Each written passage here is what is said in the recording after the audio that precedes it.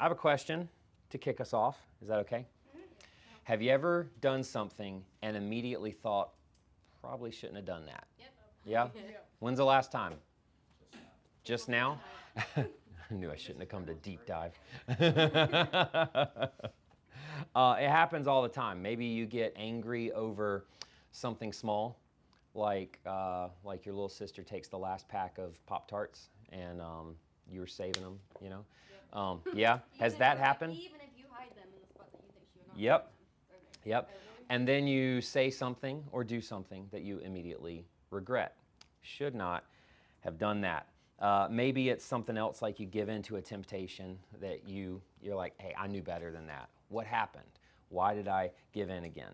I said I'd never do that again, then I did it again. We can all relate to this, right? Yeah, we can all relate to it. But it's kind of like a weird pull when you're a Christian. You feel like there's a spiritual tug of war going on. And we're going to talk about the two sides that are over war in your soul. That is going to be the spirit versus the flesh. And if you feel like this, I'm getting pulled this way, I'm getting pulled that way, I don't know what to do, welcome to the life of a believer in Jesus, because that happens to every single one of us, even to Paul. In Romans chapter 7, verse 15, he said, "For I do not understand my own actions. For I do not do what I want, but I do the very thing I hate." That was over 2,000 years ago, yet I said the same thing literally last week. Taylor, what the world are you doing? Why do I do the things I hate? Why can I not do the things I want to do? This is the struggle that every believer faces, that struggle between the spirit and the flesh. It's who you used to be and who God is calling you to be. There's tension there between these two people, yeah? There's tension between these two people. But when we struggle, there is encouragement to be found. The encouragement is that the struggle is actually evidence of spiritual formation happening inside of you. The fact that you realize that's something I should not do. That is evidence of the Spirit at work already in your life. I read a commentary for this passage that said, dead people don't fight, only living people do. And the fact that you want to fight means that there's something alive inside of you that is willing to become the person that God's calling you to be. We've spent 4.5 chapters talking about this big word that starts with a J. Anybody know what it is? Huh? Well, that is one of them. That is one of them. That is the false teachers that Paul is against. But there's a term, a long word that starts with a J that we've been talking about. That's what Adeline said. Oh, I heard Jesus. Oh, I was wondering why you laughed at that. I was like, that's a plausible answer. It has 5 syllables in it. Yeah, justification. Who are... When do you go to college? Next week. Cool. We got time. Yeah, 5 syllables. But when we break down that word and put it into a sentence, does anybody remember what sentence it was to... Just as if I'd never sinned. Yeah? That's what justification is in a nutshell. Just as if I'd never sinned. He's spent 4.5 chapters talking about justification. Now he's going to shift to another 5-syllable word. Hang on to your britches. It is the word sanctification. Okay? Very good. Sanctification. All right? The rest of this book is talking about sanctification. Okay? Now, the difference between these two words. Justification is you being made right with God. And that happens in a moment. That happens in an instant, in a snap of the finger, right? As soon as you place your faith in Jesus, justification in a moment. You have been made right with God, okay? Now, there's this word sanctification that does not take a moment, right? It's kind of like when you go to the gym and I do 10 crunches and I don't have a 6-pack when I stand up. What the world is going on? I worked out. I should be ripped. But that's not how it goes, right? It's the same thing in the life of a believer. There is a process that's going to take place from justification to glorification. That's when you get to heaven and you receive your new body. There is a process that takes place over the rest of your life called sanctification. That is the process of becoming more like Jesus, creating new desires, rearranging your priorities in life, and most of all, becoming holy. Okay? That is the process that happens over the rest of your life. And so, for the audience Paul is writing to, the question he can see them asking is, well, if we're not under the law anymore, how do we actually become holy then? Because it was easy to understand how to be holy then because it was 613 rules in the Old Testament. If I do all 613 of those, I'll be holy. If I mess up, I go and offer a sacrifice, then I'll be holy again. But now he's saying Jesus came and fulfilled that, so you don't have to follow all of these, civil and ceremonial laws and sacrificial laws anymore. So now they're asking, so how do I actually become holy here? And this is what Paul is tackling, because he's saying that you become holy not by your own effort, but by the power of the Holy Spirit. And this is where we hop in tonight. We're at verse 16, and we're going to go all the way through the end of chapter 5. Are y'all ready? Yes. Is a one-syllable word that we all know how to say. Verse 16. I say then, walk by the Spirit, and you will certainly not carry out the desire of the flesh.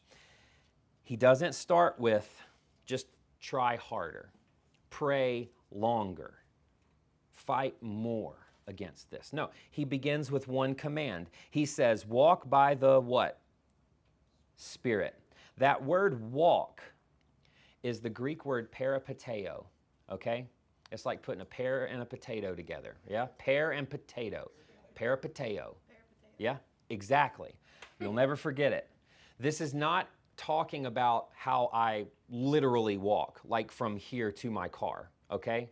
This is talking about how you walk through life, okay? Does that make sense?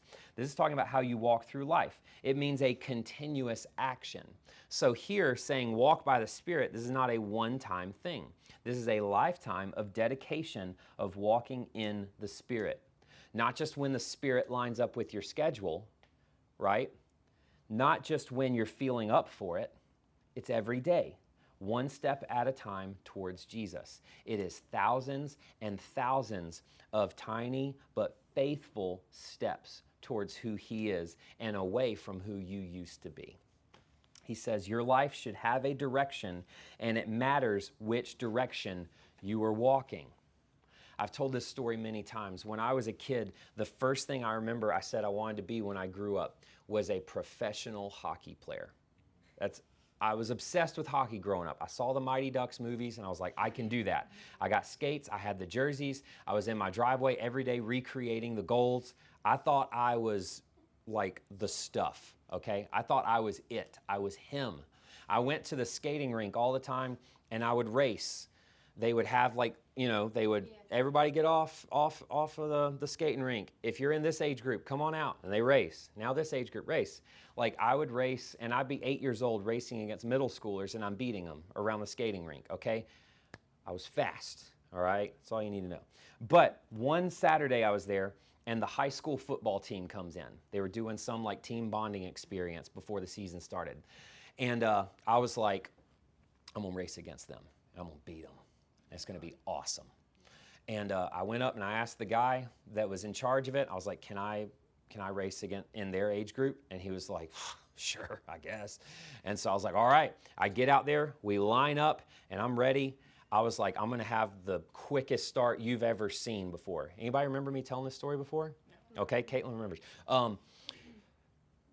They said, ready, set, go. And I took off. And immediately I'm like, there's nobody even close to me. Like, I'm going to win this. I'm going to win this by the greatest margin they've ever seen. Like, these are high schoolers. I'm like 10 at this point. They're in my dust, man. Like, it's over. I hear people screaming my name, Taylor. And I'm like, yeah, it's awesome. Let's go. And then I get around the curve and I realized they were not cheering me on. They were trying to get me to stop because I was going the wrong way.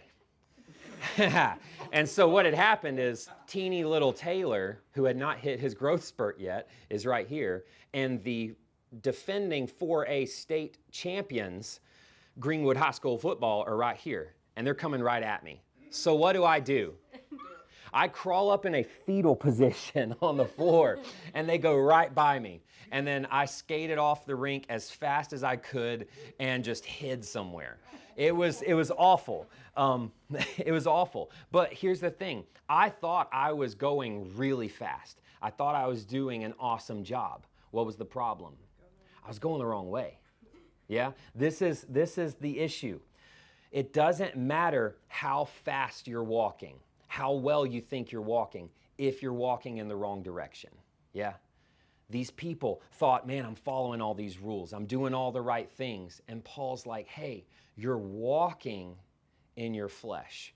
You need to be walking in the Spirit. And when you walk in the Spirit, what does he say? He says, you will certainly not carry out the desire of the flesh. Now, he's not saying if you stop sinning, then you'll walk by the Spirit. That's not the approach he takes. He reverses it. He says, walk with the Spirit and sin loses its control on you. Walk by the Spirit and sin does not have the same power and authority over you anymore. If you focus on walking in the Spirit, you won't be thinking as much about not sinning. You'll just do it naturally. You will walk naturally away from all of that. Walk by the Spirit, you will not carry out the desire of the flesh, because sin and holiness will not coexist together. They won't do it. This is like Sarah and Hagar in the end of chapter 4. He says, what do we have to do? We have to drive out, in chapter 4, drive out the slave and her son, for the son of the slave will never be a co-heir. We have to drive that out. We have to look at our sin versus our holiness and run so quickly in this direction that this has no power over us anymore. So verse 17, he keeps going.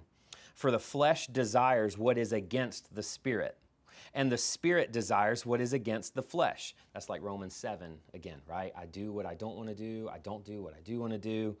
They're at odds against each other all the time. That's what he says. These are opposed to each other so that you don't do what you want. That word desire there talks about a strong craving or a deep longing. This is more of a craving than me pulling out of this parking lot tonight and really wanting a cookies and cream milkshake from Chick-fil-A.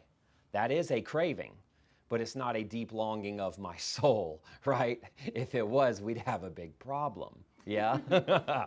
So he's saying at its core, the flesh wants exactly the opposite of what the Spirit wants.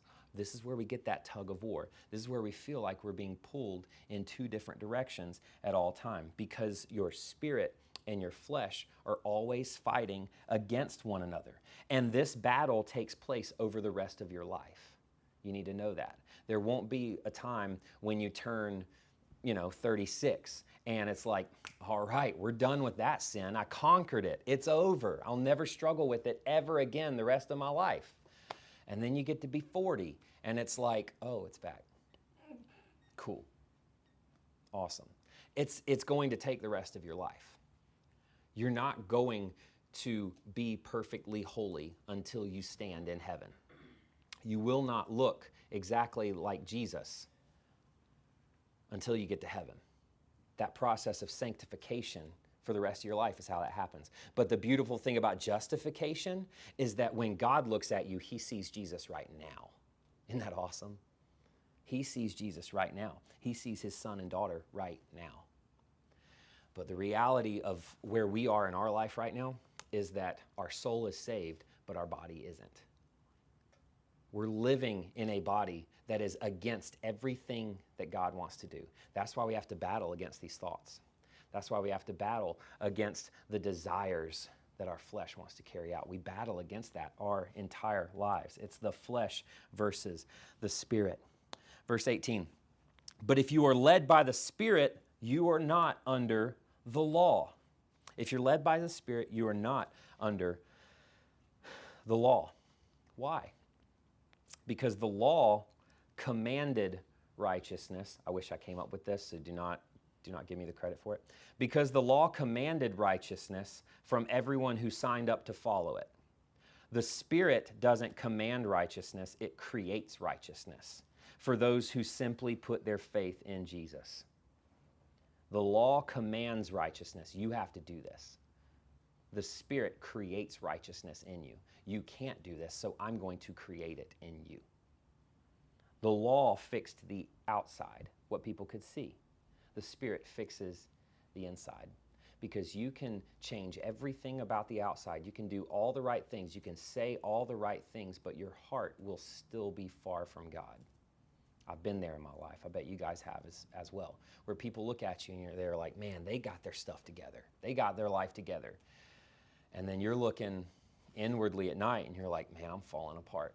Everyone thinks I'm nails right now. Got it nailed down. But no, far from it. The law fixes the outside. The Spirit fixes the inside. When Sarah and I lived in Travelers Rest, we had a yard. We still have a yard, but we had a yard that I was like fixated on cutting all the time, and I had it looking really good. Now, this front yard was on a little bit of a slope, and the backyard was on a really big slope and then got flat. And that big slope was really hard to cut, so with a push mower. And so some weeks I would go out front and I would cut the front all nice, and I'd look at the back and I'd say, I don't really feel like getting around to that today. I'll do that next week. And then I come back to it next week, I do the front, oh, it looks awesome. And the backyard is even higher, and I'm like, I don't want to deal with that right now. And then before you know it, the front yard looks pristine, but the backyard that nobody could see was in disarray. And so when people would drive by my house, they'd be like, man, he's got the nicest lawn in the neighborhood. But it's got a mullet. But the part they couldn't see was falling apart. Yeah? And this is where we can fall into a trap, where I'm only going to fix what other people can see. Yeah. And I'm not going to fix what they can't see. I'm going to keep living in sin when I'm away from people. But the part that people can see, I'm going to make sure I do everything right. I say all the right things. I'm in all the right places. But as soon as eyes are off of me, then I can mess around. But that is exactly what Paul's saying the law does. It only fixes the outside. It cannot fix the heart. The law will just change your behavior temporarily, but the Spirit will change your heart permanently. Now we get into verse 19, where he keeps talking about the flesh, and he talks about the works of the flesh. Other translations might say deeds of the flesh. The works of the flesh, and he goes through many of them. Sexual immorality, moral impurity, promiscuity, idolatry, sorcery, hatreds, strife, jealousy, outbursts of anger, selfish ambitions, dissensions, factions, envy, drunkenness, carousing, and he says anything similar. What does that mean? It means there are more works of the flesh than what I just listed. This isn't all of them. There are more. He lists out 15 here. Okay? But what does he say they are? They are the what of the flesh? Yeah, the acts of the flesh, the works of the flesh, the deeds of the flesh. What does that mean? The works, the effort, the production. It means that you're the one that is producing these things. You have to manufacture these things. Nobody accidentally becomes selfish. We choose it. You might think, but it's you choosing. It is a choice to become jealous. It is a choice to make idols. I looked at this list this week, and it's something I didn't notice before, is they're actually kind of split up into categories. They're not random. They're split up into categories. First off, you have the first three, they're sexual sins. you see sexual immorality. The Greek word there, this is interesting. The Greek word for sexual immorality is porneia. Yeah, it is any sexual activity outside of God's design for marriage. That's what that word means, porneia.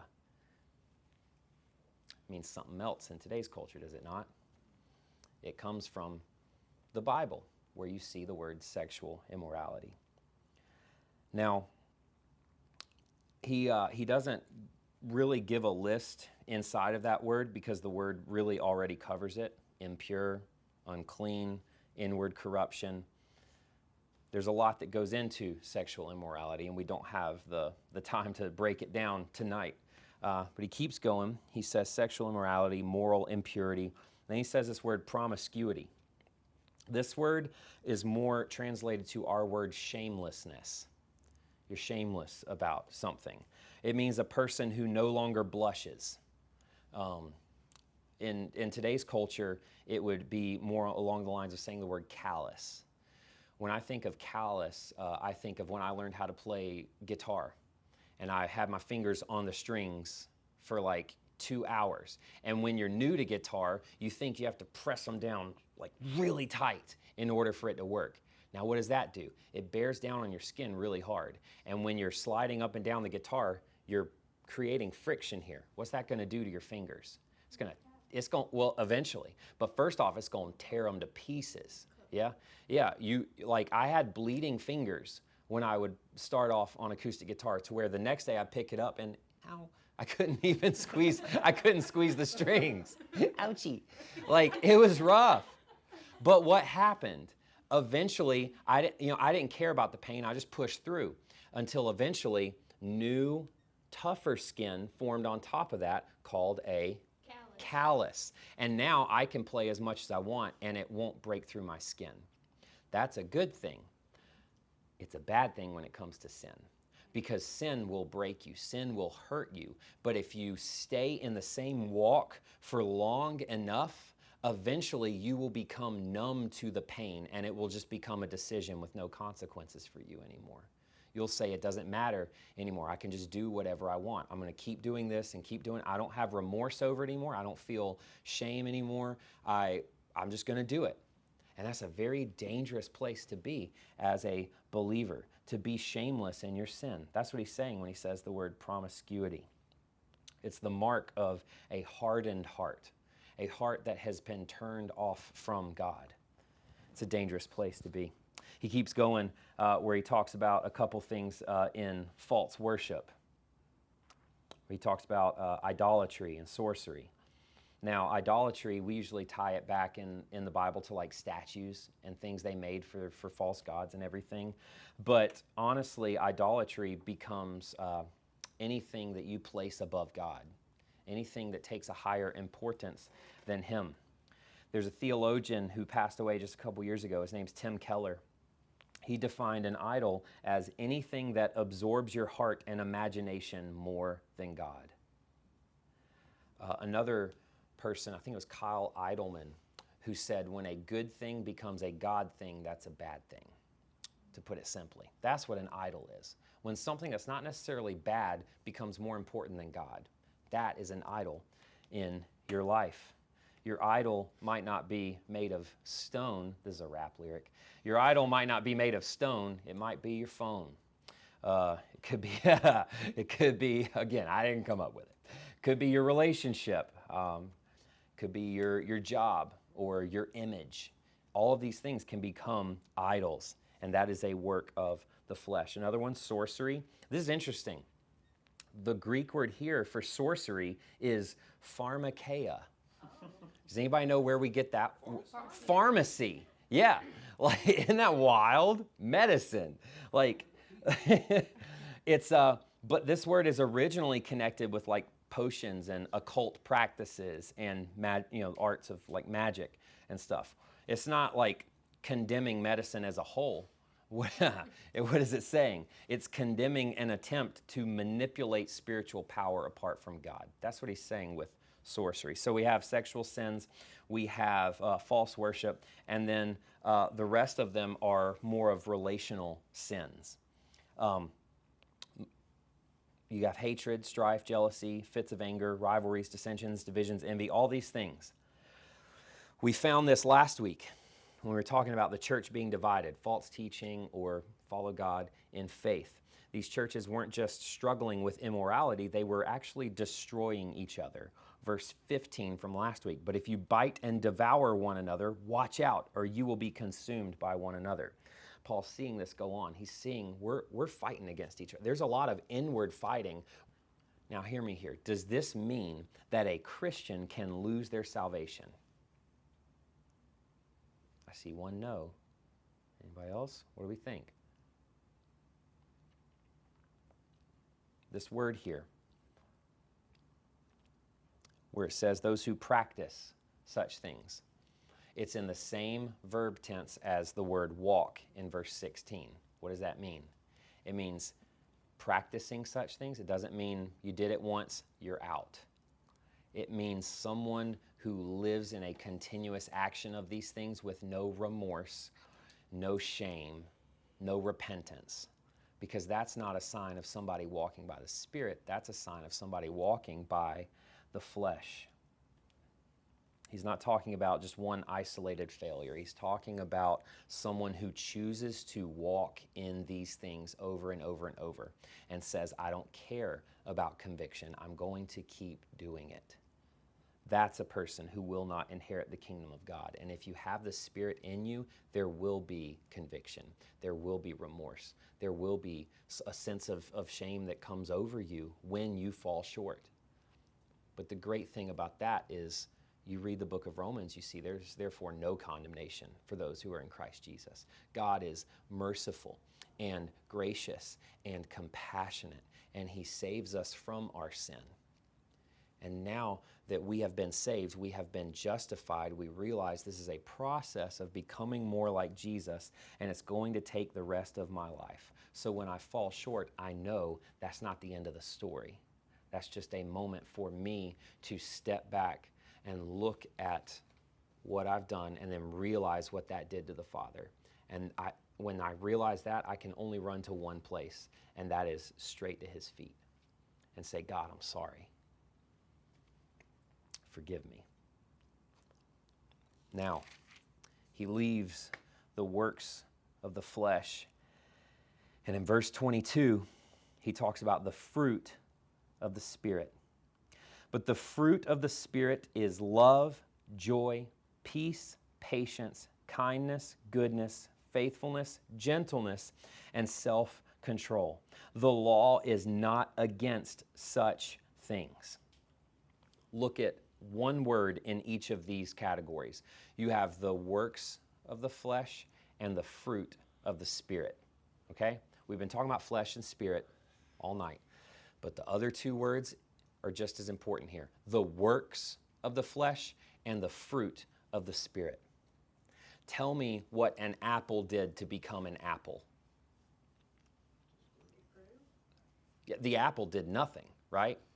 It was the tree that did it all. It grew, you're right. It was the tree that did it all. You think about going back to grass, right? We're talking about grass tonight. Do I have to do anything to my grass to make sure that weeds grow in it? No. If you just don't touch it, weeds will grow naturally. Yeah, they just do. This is kind of the contrast that we see here. This is kind of the contrast that we're seeing in Galatians 5. He said, these things of the flesh, you're the one making them. The things that are in the Spirit, you can't make them on your own. They have to be made in you. You want love? You can try to find love in this world, but you will only find a fake version of love. You want love, go to the one that is love. God is love, yeah? You want joy? He's got perfect joy. You want peace? He's got peace that surpasses all understanding. All of the fruit of the Spirit, every single one of them, are things that we cannot manufacture ourselves. So what do? We do what I believe it's John 15. If you want to write that down and read it this week, it's an awesome chapter of Scripture. That's the night before Jesus goes to the cross, and he's talking to his disciples and telling them, hey, I'm about to leave you, but it's going to be okay. And one word of advice he gives them is in John 15. And I promise I did Bible drill growing up. Goodness gracious. Here we go. John 15, verse 1, he says, I am the true vine, and my Father is the gardener. Every branch in me that does not produce fruit, he removes, and he prunes every branch that produces fruit so that it will produce more fruit. Look at this. You are already clean because of the word I have spoken to you. Remain in me, and I in you. Just as a branch is unable to produce fruit by itself unless it remains on the vine, neither can you unless you remain in me. I am the vine, you are the branches. The one who remains in me and I in him produces much fruit, because you can do nothing without me. Isn't that exactly what we're seeing here in Galatians 5? This fruit that he wants to grow, this fruit he's talking about is not more people coming through the door and attending your service. The fruit he's talking about here is, you want to follow me? Guess what? When you follow me, when you stay connected to me, love will naturally flow out of you, but not your love, God's love. You want self-control to defeat this temptation in your life? Guess what? It's not your self-control that's going to get the job done. It's his self-control that's going to get the job done. So you have to stay connected to him. And when you are connected to the Father, this fruit grows naturally out of you. And when I see young believers coming to me and they're like, I just don't have peace about this. I'm struggling with patience. This self-control is just not happening. I would immediately go to, all right, what'd you read in your quiet time this morning? And a lot of them would be John 3:16. All right, what have you been praying about lately? Who have you sought out for counsel in your life? You talked to your parents about this? And a lot of them come back with, haven't been in my Bible a lot lately. Haven't been talking to God lately. I haven't really been looking for opportunities to serve in my school or in my church or in my family. And I'm like, and you're wondering why you're struggling with self-control? It's right there. You're not connected to God. You're close because you're showing up to church, but you're not connected. I can put a branch 1 millimeter away from a tree. That branch is not going to produce fruit because it is not connected. Close is not connected. You have to be connected to him, and these things will naturally flow out of you. And I absolutely love how he finishes verse 23. He says, against such things there is no what? Law. What have we been talking about this whole book? The law. It's almost like a jab here. Against these things there is no law. If you show the love of Christ in your life, can't nobody speak against that. If you're showing a self-control that is beyond your very power, that is coming straight from the throne room of God, nobody's going to cut that off from you. Nobody's going to say, hey, you can't do that. Against these things, there is no law. No one's been arrested for having too much patience, last time I checked. Right? Kindness has never been outlawed, right? There's no law against any of these things. And when you are walking in the Spirit will naturally fulfill what the law had originally demanded from you. You want to be holy like the law said in Old Testament talk? You got to walk by the Spirit, and he can fulfill that in your life. So what do we do with it? Verse 24, now those who belong to Christ Jesus have crucified the flesh with its passions and desires. Those who have crucified, what verb tense is that? Who have crucified. Past tense, very good. We're learning this summer, love it. That means it has already happened. Yeah? I belong to Jesus. That means I crucified all of this. This flesh is dead, right? The part that ran away from God, that person isn't alive anymore. Those desires I used to have, they're gone. And that happened when I came to Christ, right? But the flesh, even though it has been crucified, it hasn't exactly stopped kicking and screaming on the way out. Yeah? It's like a defeated enemy still trying to fight. Like our first church league game this past year, we were up by like 40 points. Like it wasn't even close. And I had nothing to do with it, just like my salvation. And, and then at the end of the game, what are we doing? We get past half court and we're just chucking up shots. We don't care anymore. The other team very much did care. So what are they doing? They get the ball and they're trying to get all the way up the court as fast as possible. And when we get the ball, they're trying to take the ball away from us as fast as possible. There's 3 minutes left. They trimmed the lead all the way down to 32 points. And they're looking at the clock. They're still trying as hard as they can. And we're like, bro, even if we don't touch the ball for 3 straight minutes, you're not scoring 32 points. But they were still trying, right? This is what it's like as a believer fighting against sin. You are fighting against an enemy that has already lost, yeah? And he's going to try to take some jabs on his way out. He cannot destroy you. He already lost that battle. But since he can't destroy you, he's going to do things to try to distract you and keep you off the path that Jesus is taking you on. And we have to, like Jesus said, we have to take up our cross daily. That means those things we've crucified, I got to remember that every single day. As I pick up my cross and carry it, that's me telling myself, hey, the old me was crucified right here. Like the person that used to do those things, he's gone. It's a reminder every day when we take up our cross that the old me is gone. Paul says that flesh has been crucified. And every day we choose whether to pursue life in Jesus or hold on to a dead body that is our old self. Which one are we going to choose? To carry a dead body on our shoulders or to pursue Jesus, whose yoke is easy and whose burden is light? That's a choice we have to make. Verse 25, if we live by the Spirit, let us also keep in step with the Spirit. All right. So the word here, keep in step, is different from walk, okay? This word, keep in step. I'm actually going to use my phone. I have so many illustrations tonight. This is the most illustrations I've ever had, I think, in a sermon. But I'm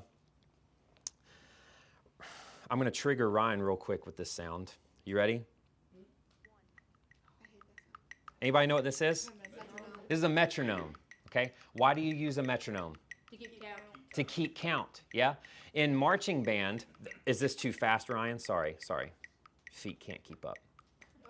I've never used a metronome in my life. All right? In marching band, this is telling you when your feet are supposed to hit the ground. Left, right, left, right, left, right, left, right. While playing music. Yeah, it's a sport, Caitlin. It's a sport. All right? But this is telling you where your feet step, okay? Now, when you pull up to a band competition, you're not allowed to use this. Not allowed to. So what do you have to do? And you have to watch somebody's hands do this, yeah? And you got to stay in step. Now, there's some days when I'm following Jesus. Some days I follow Jesus. It's like this. Anybody relate to that? I got to keep in step. Yeah? It's hard. But regardless of how I feel on the day, it doesn't change my worthiness to Christ, right? Regardless of how I feel on the day, it does not change my position and my identity in Him. And every day, I am to keep in step with the Spirit. And if you are not guarding your walk every day, this is what your walk is going to sound like. How are you going to keep in step with that? You can't. I've been playing drums for 26 years. I was called a human metronome in college because of how well I can keep tempo. But you ask me to keep tempo with this, look, I'll get off.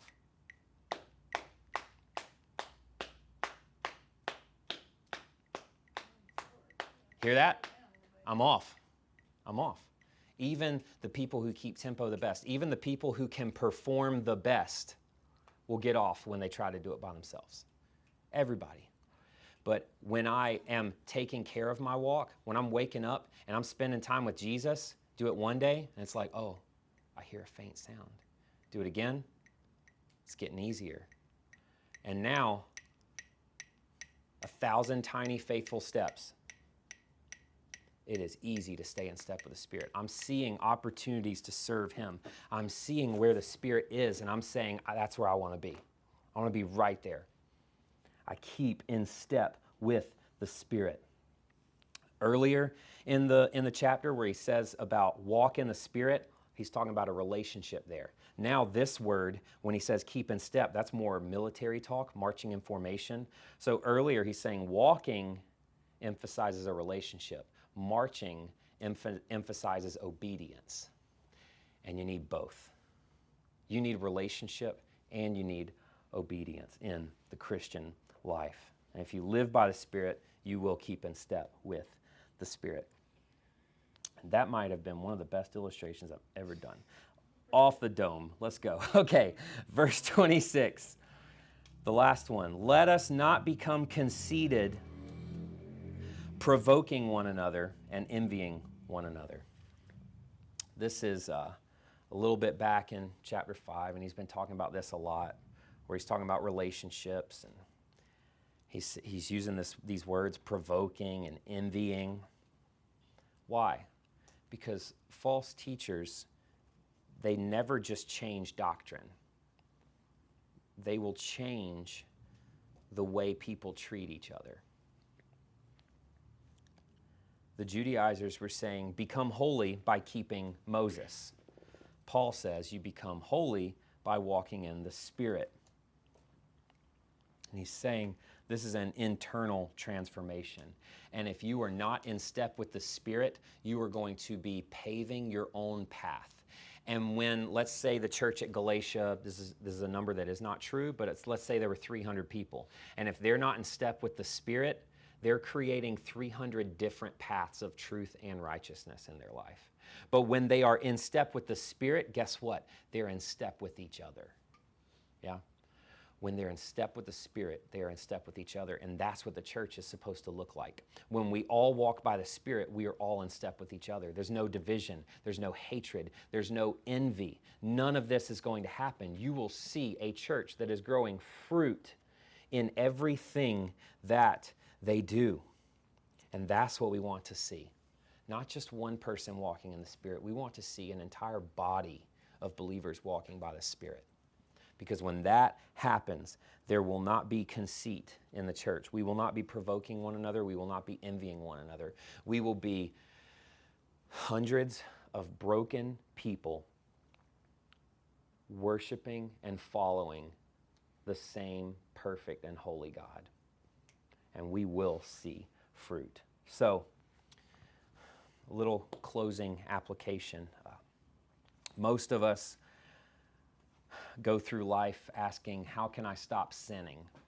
That's the approach that a lot of people take, especially young people. I still do it. Where it's like, how can I just stop sinning? How can I stop doing this specific sin? And Paul is asking a different question. He's saying, stop asking, how can I stop sinning? And start asking, how close can I walk to the Spirit? We're not asking, how close can I get to sin? I'm asking, how close can I get to Jesus? Because the closer I get to Jesus, the further I will be away from sin. And that's where I want to be every single day. Closer and closer to Jesus. You don't overcome darkness by staring at darkness. I don't know if you've tried it before. How do you like if this room was pitch black, what would you do? You turn the light on, right? Yet so many of us are content walking in darkness because we feel like walking in your home at night. It's pitch black around the house. I know my way around the house. Even if I have my eyes closed. You put a bandana around these eyes, I can get to my refrigerator from my bed, okay, without touching anything. But what happens when my daughter forgets to clean up? And I'm walking through pitch black darkness and I step on Legos, which is the most painful thing a human can experience, even above childbirth, okay? What happens? I'm gonna trip and fall because I was so confident in walking through the darkness. I'm telling you, you have no idea what's in the darkness. So turn the light on. We have the ability to do that. We have the ability to walk by the Spirit and to experience His presence with us everywhere we go. When we have that, we will grow fruit because of who we are walking with.